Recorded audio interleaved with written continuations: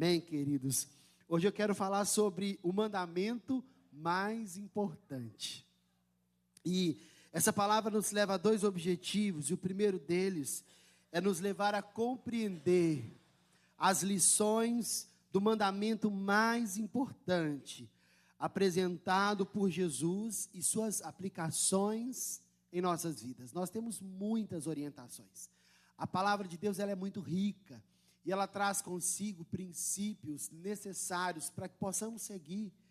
Mas, quando, por mais que fosse mal intencionado, uma pessoa pergunta para Jesus qual que é o maior mandamento, Jesus, ele ensina. Ele mostra qual seria o primeiro e maior mandamento. Ele apresenta dois. Mas o primeiro e o mais importante, ele expressa com o amor ou a resposta que nós vamos dar por tudo aquilo que Deus representa para nós. Ele vai dizer, amar a Deus de todo o coração, ou seja, acima de todas as coisas, com toda a sua alma, com a sua vontade, com o seu querer e com toda a sua mente, o seu entendimento. E quando nós entendemos que esse pode ser o resumo das Escrituras, nós precisamos extrair lições, nós precisamos colocá-las em prática e lembrarmos dela. Então essa é a intenção dessa palavra. E o segundo objetivo é nos levar a refletir sobre os fundamentos que regem, então, o primeiro amor.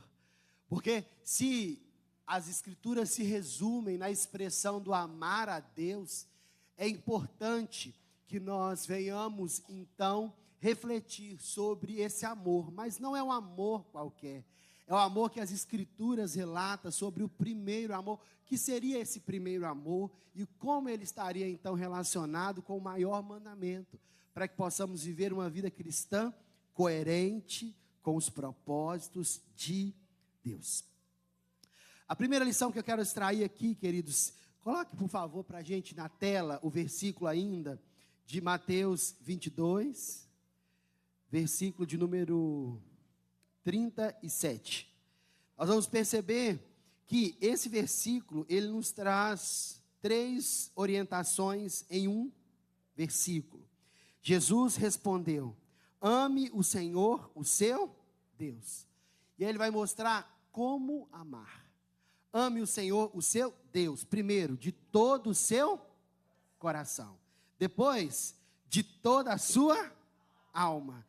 E depois, de todo o seu entendimento. Então eu quero, a partir desses três pontos, trazer algumas lições que eu pude refletir a respeito. E a primeira delas, queridos, é que nós devemos amar a Deus de todo o nosso coração. É um convite para que possamos amar a Deus acima de todas as coisas. Quando a Bíblia diz, olha, de todo o seu coração, ela quer dizer, olha, acima de qualquer outra coisa. Ou seja, acima de todas as coisas. Mas vale uma reflexão para a gente. Será que temos buscado tantas coisas e elas têm levado aos poucos o nosso tempo, o nosso coração de estar diante de Deus? Porque, queridos, vivemos uma época de muitas coisas, não é mesmo? De muitas buscas, de um querer de muitas coisas. E não é errado querer coisas, não é errado buscar e almejar, um futuro, mas nós precisamos refletir se nessa busca desenfreada por tantas coisas, nós temos aos poucos, deixando ser levado, esse amar a Deus acima de todas as coisas, de todo o nosso coração. É sempre bom fazermos essa reflexão, queridos, porque nós somos falhos, nós somos humanos, nós somos pessoas que estamos envolvidos em muitas coisas, em muitas tarefas, e nós podemos incorrer no erro de, diante de tantas coisas que buscamos, permitir que buscar a Deus seja somente mais uma delas, e não o mais importante. Isaías 55, versículo 1 e 2, tem uma reflexão para a gente, nesse respeito. Vamos analisar a Escritura. Isaías 55. Ela vai dizer assim, olha: todos vocês que têm sede, venham às águas. E vocês que não têm dinheiro, venham, comprem e comam. Sim, venham e comprem sem dinheiro, sem preço, vinho e leite. Por que vocês gastam o dinheiro naquilo que não é pão, e o seu suor naquilo que não satisfaz? Ouçam com atenção o que eu digo, comam o que é bom, e vocês irão saborear comidas deliciosas. Esse é um texto que fala sobre água e comida, fala sobre algo para beber, algo para comer, mas que está expressando mais do que esses elementos.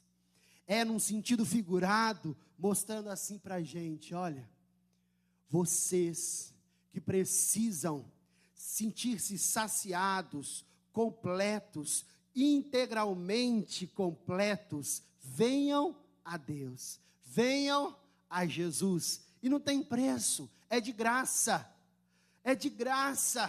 mais do que isso. Por que vocês estão gastando o seu dinheiro, ou seja, o seu tempo, a sua energia, as suas forças, com aquilo que não satisfaz, com aquilo que não preenche o nosso interior, aquilo que realmente faz sentido? Façam o seguinte: ouçam com atenção o que eu digo, comam o que é bom, e vocês irão saborear comidas deliciosas. Ou seja, use o seu tempo, a sua força, a sua energia para buscar aquilo que realmente importa, e vocês desfrutarão daquilo que nada nesse mundo poderá oferecer, senão Jesus Cristo, através do Espírito Santo que habita em nós. Queridos, podemos incorrer no erro de buscar tantas as coisas e não buscarmos o essencial. Podemos incorrer, inclusive, em estarmos gastando nossa energia em busca de tantas coisas e coisas que não nos satisfazem. Mas o convite desta manhã do Espírito Santo, através da sua palavra, é: ame o Senhor, o teu Deus, de todo o seu coração, ou seja, acima de todas as coisas. Mas o texto continua dizendo: ame também o Senhor teu Deus com toda a sua alma. A alma é a sede das emoções, a alma é a sede da vontade, do querer, é ela que escolhe, é ela que decide. E quando a palavra nos ensina a amar a Deus acima de todo o nosso coração, acima de todas as coisas, mas também com toda a nossa alma, isso nos remete à integralidade, à completude. Ou seja, não é amar a Deus de forma dividida, eu amo um pouquinho aqui, mas reservo um pouquinho para ali. É amar a Deus com toda a nossa alma, é dormir e acordar pensando em Deus, é mover durante o dia pensando em Deus, em agradar a Deus. Queridos, quando nós entendemos o amar a Deus com toda a nossa alma, nós entendemos que Deus não deseja apenas uma parte de nós. Nós temos buscado o Senhor com toda a nossa vontade. Sabe, quando ele fala sobre isso naquele dia, para aquele homem que o perguntava, ele queria dizer: você precisa amar a Deus com todo o seu coração. Não é só um pedaço dele, não é uma parte dele, não é apenas em um dia da semana. Nós precisamos buscar, amar a Deus com toda a nossa alma. Sabe, quando eu penso nisso, eu penso no salmista, escrevendo o Salmos 42. Vamos lá? Vamos para este salmo, para a gente ver uma das formas que nós podemos buscar a esse Deus que tanto amamos com toda a nossa alma. Salmos 42, veja bem o que ele diz: assim como a corça suspira pelas correntes das águas, assim por ti, ó Deus, suspira a minha alma. Ou seja, eu quero muito a tua presença, como uma corça em regiões secas, que é comum a este animal, vai procurando água, vai procurando desesperadamente. Imagine você em um lugar muito, muito quente e seco, e com muita sede, você só quer beber água. É a mesma forma que o salmista coloca a expressão do quanto ele queria o Senhor, sabe?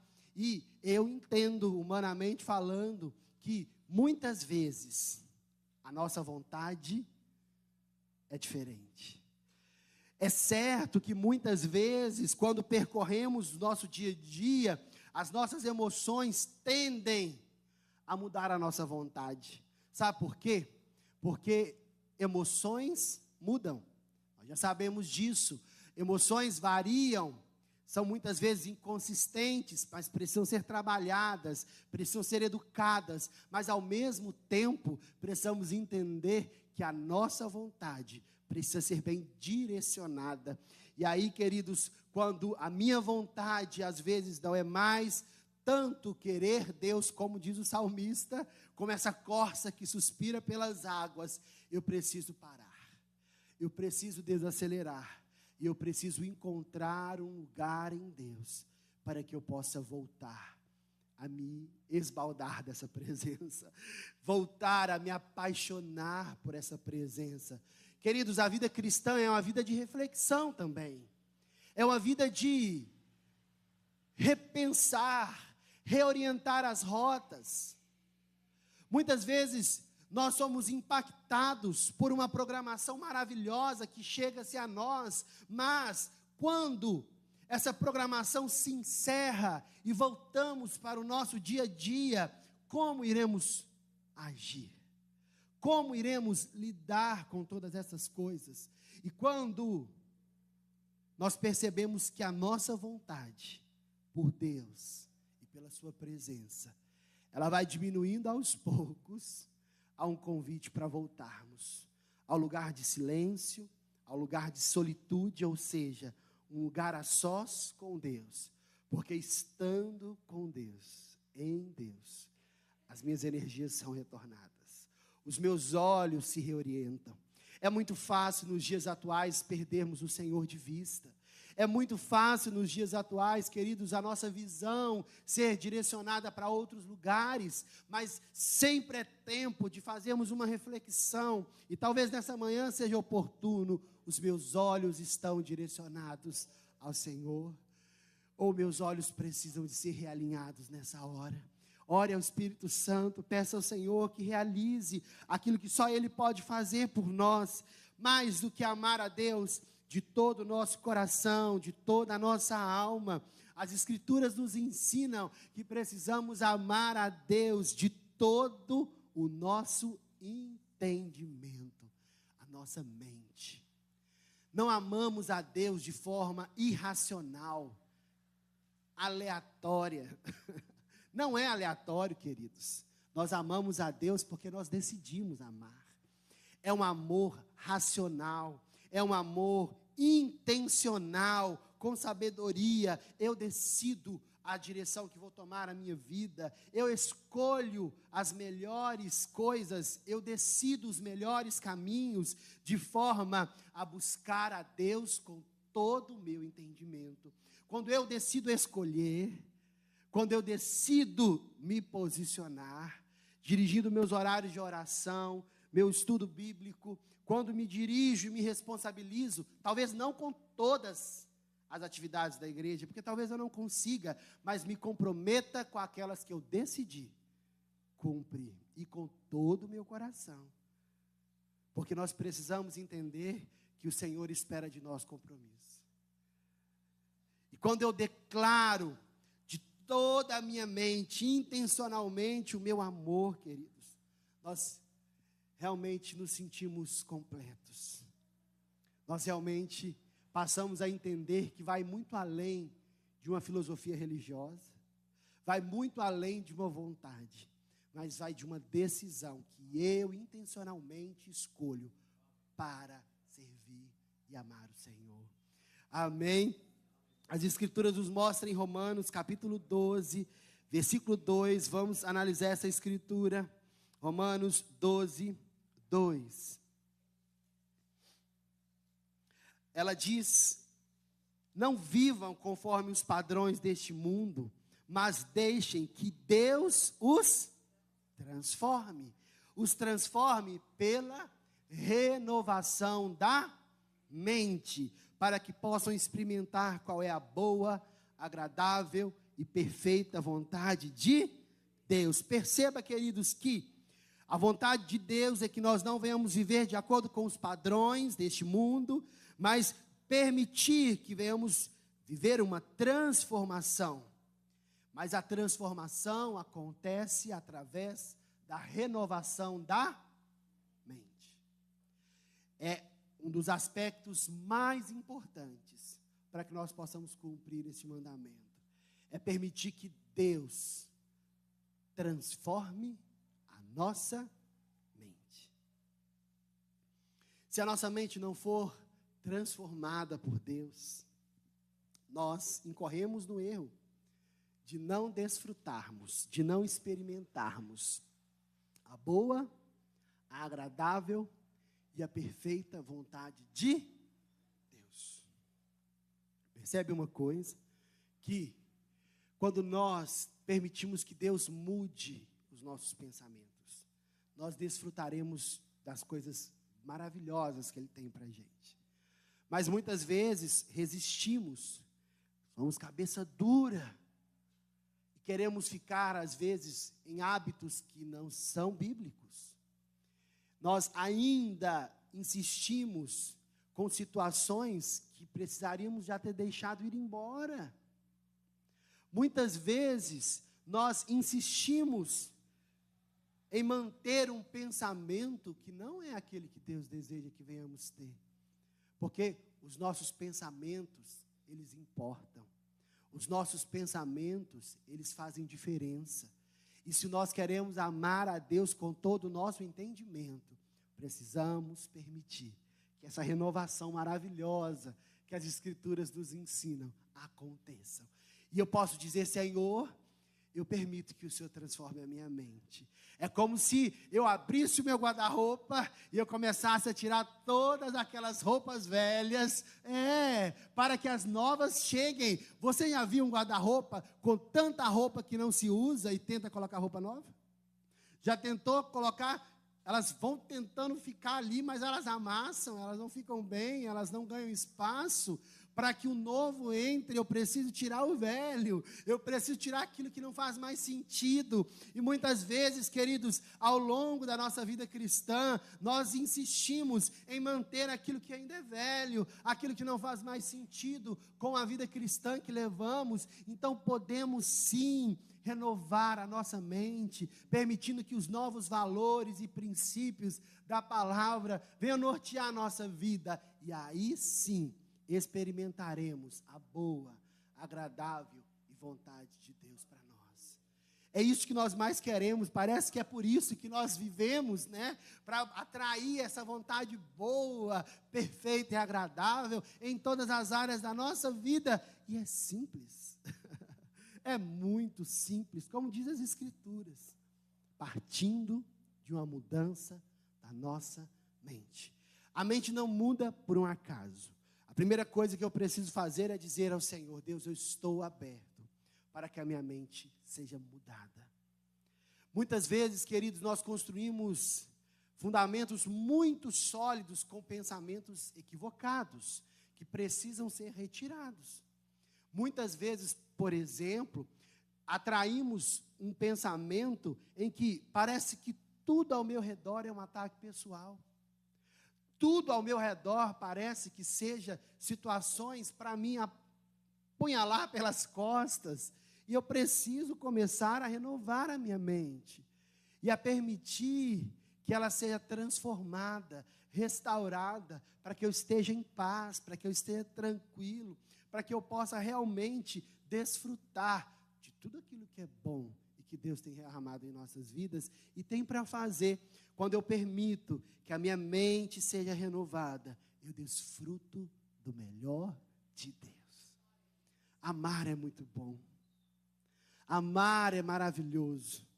E amar a Deus acima de todas as coisas, com toda a nossa alma e com todo o nosso entendimento, é incomparável. Mas Apocalipse capítulo 2, versículo de número 4, ele nos traz um alerta, queridos. E é um alerta para a igreja em Éfeso, mas é um alerta que alcança todos nós, é o versículo 4. É um alerta que chega para todas as igrejas, em todas as épocas. As Escrituras diz: tenho, porém, contra você o seguinte: você abandonou o primeiro amor. O primeiro amor, queridos, é essa essência do amar acima de todas as coisas, com toda a alma e com todo o entendimento. Alguns fundamentos que regem o primeiro amor, e eu quero encerrar com este tópico. Uma das formas de expressarmos o primeiro amor, e é um equívoco, muitas vezes as pessoas elas querem saber, como que eu sei que eu perdi o primeiro amor, né? Se eu estou vivendo o primeiro amor, né? Acontece muito no discipulado que a pessoa está apaixonada por Jesus e tem um medo tamanho de perder o primeiro amor. Eu não quero perder. E como que eu faço? E mais ainda, eles perguntam assim, os novos convertidos, como eu faço para manter vivo esse amor ao longo de tantos anos? Imagina, comemoramos os 41 anos, né, pastor? Da sua conversão, foi 41? Não, de conversão é mais, é de ministério, né? De conversão é mais de 50. Como percorrer mais de 50 anos e permanecer firme no primeiro amor? Como ultrapassar a barreira do tempo, das estações, dos momentos tão adversos que a vida nos traz e mantermos o primeiro amor? Bom, temos 3 dicas hoje. Primeiro, precisamos permanecer encantados e apaixonados pelas Escrituras Sagradas. Se as Escrituras Sagradas, elas não mexem com a gente, se as Escrituras Sagradas, ela não nos encanta, não nos apaixona, não nos faz estar desesperados por algo a mais de Deus, nós precisamos questionar esse amor, sabe? Se de alguma forma, queridos, nós não estamos mais nos encantando pela palavra de Deus, nós precisamos repensar a nossa vida cristã. Ah, pastor, mas eu não gosto de ler. Então escute, estamos numa geração maravilhosa com tecnologias. Ouça a palavra, escute a palavra, baixe, né, no seu celular, seja onde você escute a palavra de Deus, as Escrituras em áudio. É uma oportunidade para que nós possamos nos alimentar, nos apaixonar. Quando eu abro as Escrituras, eu leio as Escrituras, eu me apaixono, eu choro, eu me alegro. As Escrituras fazem isso com a gente, elas nos dirigem num tempo certo. Precisamos mais do que ouvir Deus através das pessoas, precisamos aprender a ouvir Deus através das Escrituras. Quando nós precisamos voltar a nos encantar com a palavra, podem ser sinais de que o primeiro amor possa estar indo embora. Nós precisamos querer estar com Deus mais do que querer estar em qualquer outro lugar ou com qualquer outra pessoa. É aquela sensação de ter saudade de Deus, sabe? Aquela saudade gostosa que você está querendo correr lá para o seu lugar secreto, para o seu cantinho com Deus, para orar, para buscar a sua face, para cantar uma canção que o adore, para derramar a sua presença, queridos.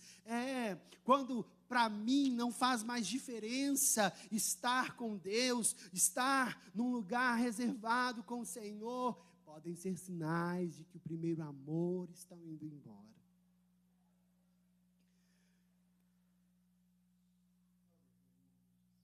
Nós precisamos ter saudade de Deus. Nós precisamos querer estar com Deus, sabe? É muito bom estar com a minha família. É muito bom estar com os meus amigos. É muito bom estar servindo ao Senhor. Mas nada se compara a estar com Deus no meu lugar secreto. E eu preciso construir isso. Eu preciso gostar disso, sabe? E eu me lembro de uma vez, quando eu orientava uma pessoa nova convertida, ela dizia assim: nossa, mas eu vou orar, e eu fico ali com o Senhor, e quando eu penso assim, já acabou. Eu olho para o relógio, passou 2 minutos. Como eu faço para estar mais tempo com Deus? Né? É um costume, é um hábito que nós vamos construindo. Quando você conhece a pessoa pela primeira vez, dificilmente você tem muita conversa, é ou não é? Geralmente a gente conversa um pouquinho, e depois marca para conversar de novo, e aí começamos a descobrir as coisas que a pessoa gosta, e aí você começa a ter mais papo, mais assunto, e assim com Deus. Nós, quando vamos acostumando a estar com Deus, é assim, queridos. Eu já disse que existem épocas da minha vida em que eu sinto que eu preciso fazer algo diferente no meu momento com Deus, porque não tem aquela vontade genuína, aquele querer, sabe? E aí eu faço assim, escrevo na agenda quais são as músicas que eu vou cantar, quais são os textos que eu vou ler, e eu fico ali. Eu começo a primeira música, a segunda música, a terceira música, e quando eu menos percebo, na quarta, na quinta canção de adoração, eu já vejo meus olhos lacrimejando, meu coração sendo então impactado pela presença de Deus, aquela presença que é doce, que é suave, que toca a minha vida e transforma o meu interior, que faz aquilo que ninguém pode fazer por mim. Eu quero finalizar dizendo, queridos, que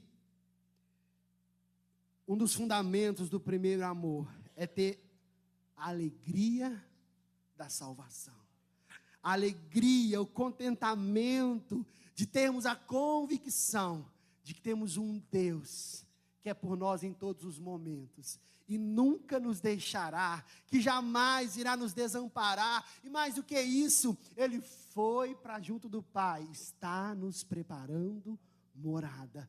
Queridos, a alegria da salvação é algo fantástico, porque nessa vida passamos por momentos difíceis, momentos de perdas, momentos em que as nossas emoções vão tentar nos sabotar, mas a alegria da salvação é a maior convicção que nós precisamos ter. Quando os nossos pés aqui na terra parecem não ter mais um lugar firme para seguir, precisamos lembrar que temos um céu reservado para todos nós, é a vida eterna. Que não venhamos nos esquecer, mas mais do que isso, venhamos nos fortalecer nesta manhã, na presença desse Deus maravilhoso, que tanto nos ama e nos quer bem. Vamos orar?